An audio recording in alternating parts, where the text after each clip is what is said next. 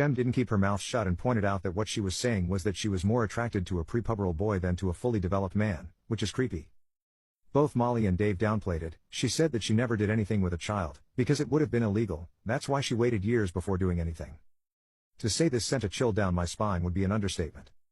But it's not over. Later Jem had a conversation with Dave about predators. She explained what it means and made some very specific examples. Dave disagreed because, according to this logic, Molly would be one too, which Jem confirmed. Dave didn't reply, but she could tell by his expression that he was thinking about it, so he might be starting to connect the dots.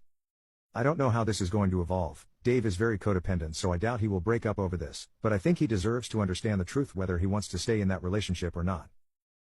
Update 2. I followed some of the advice I received on my past posts. I decided to say something with the help of Dave's sister.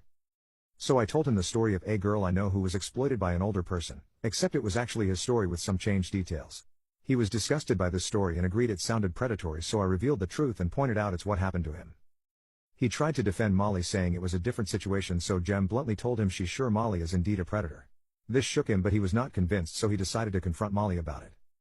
She told him me and Jem were just jealous and manipulative. She tried to play the victim, but when he asked her to look him in the eye and tell him she never had desires involving a young version of him, she couldn't. She started crying and confessed what Jem assumed. She said she feels horrible about it and she never acted on it. She even begged him to stay with her or she might end up actually doing something illegal and immoral she doesn't want to do. He asked for a break and suggested she gets professional help regardless of how it will end between them. He still cares for her despite what she did. He doesn't think she's a bad person and it's not her fault if she has a problem as long as she doesn't hurt any child. I only partially agree. She didn't choose to be attracted to children, but she chose to groom a child for years, but it's not my place to judge. Thankfully, breaks never end well, so here's to hoping this is over. Thank you everyone. Relevant comments. She can't say she's never acted on it when she did, in fact, act on it by using him. The fact that she also said she would do something to another if she's not with him is insane. She might not have chosen to be attracted to children, but she sure as hell chose to wait years for your friend instead of going and getting help.